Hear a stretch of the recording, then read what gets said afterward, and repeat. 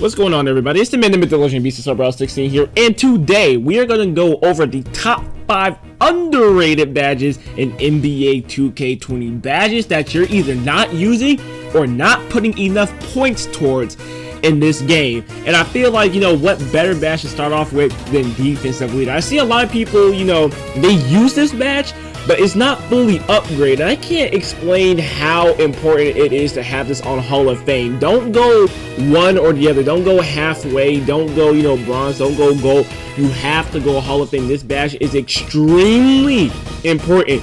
The ability to see who can shoot and who can't on any given team is extremely important. It allows you to know and communicate with your teammates who to guard and who not to guard, who you can sag off and who you can't. It's especially important when you're playing with randoms, when you're playing in the rec center, because you know who you can go help out on, especially as a center. You're gonna have to help these bums out. You gotta help bums, but it gives you a lot of leeway to just kind of roam around and just know who's a threat and who's not. Coming up at number 4, Unpluckable.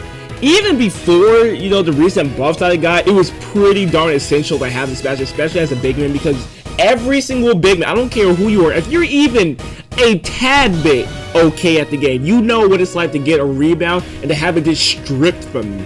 It is absolutely annoying. Now, a lot of people don't know you can press L2 and you can flick the R stick up and you'll put the ball over your head. But let's be honest, bro, like nobody wants to do that. Like, we just want to throw that thing down court, you know what I'm saying? But having Unpluckable is so good as a center, because it allows you to get the rebound, it allows you to make those passes, you don't get stripped. It activates pretty often. Now, of course, it did get buffed as of, like, I believe this morning, because of Mike Wang. He said that he was going to do that, and that's perfectly fine. I mean, shoot, the more the merrier. But I know for a fact, I just love, as a center, like when people try to rip me and then Unpluckable activates. I mean, I don't have the highest ball control, I have like a 38, but it works for me all the same. Coming in at number 3, Moving Truck. Use this badge. Y'all cannot be getting bullied by other centers. I cannot explain how important it is to have this badge, because I cannot stand being a center and watching other centers just get bullied. Like, you see my teammate there, he just got worked. He got absolutely just, I can't say it because I'm gonna get demonetized, but you guys know what you got there. I mean, he got made into a little girl right there. It was absolutely infuriating to see. But you see me, you see how strong I am. You see, I'm just right here on this man's booty, bro. He not moving me. You not going nowhere. I'm a moving truck, bro. And it's absolutely one of my favorite badges to have in the game, because when centers realize they can't move me, they start to target you a lot less, or I mean, they try again, but it doesn't really work too well for them. I mean, Intimidator, Moving Truck, I mean, it's essential to have.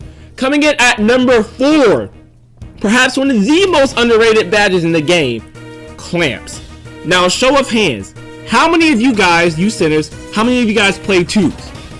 Okay, that should be a lot of you guys. Now, a lot of you guys know that there's a lot of people who show up on 2s or 3s in parks, who can actually dribble. They can, get on the perimeter. They can just blow by you. A lot of guards, a lot of small forwards, stretch forwards, point forwards. I mean, there's just a lot of times you're going to have to guard the perimeter. It can't be helped. I mean, I just can't explain it. Like, there's going to be a lot of times where people try you. There's going to be a lot of times where they try a lot of moves on you.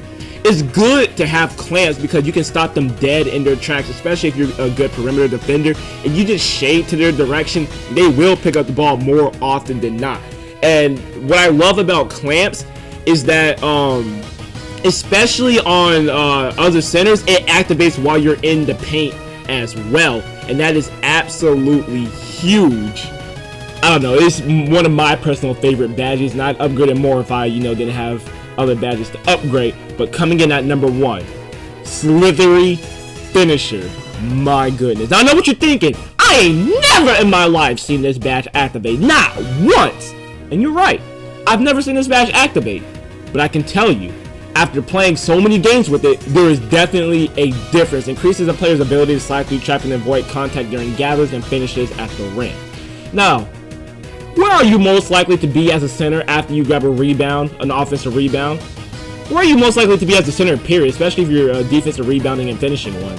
A glass clean lockdown, which is pretty darn common. Yeah, underneath the rim, getting contact, getting your booty just touched all over the place. Now tell me something. Let me ask you a question. Have you ever just had that happen to you before?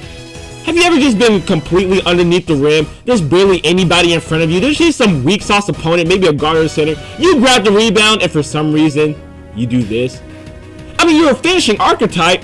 You have 98 setting dunk. You have your contact packages. You have contact finisher on Hall of Fame, but you're doing layups! What if I told you there's a way to fix all that? What if I told you there's a way to just push people to the side just a little bit so the contact animation registers? That is what a slithery finisher does. Now I can sit here, I can just show you guys all these clips of me just talking about it, but I want you guys to put it on because maybe I'm bugging.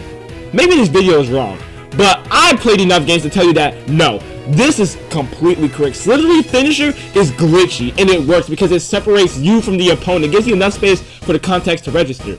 But thank you guys for watching this video. Like and subscribe if you liked this video, found it helpful, dislike if you did not, and I'll see you guys later. Peace out.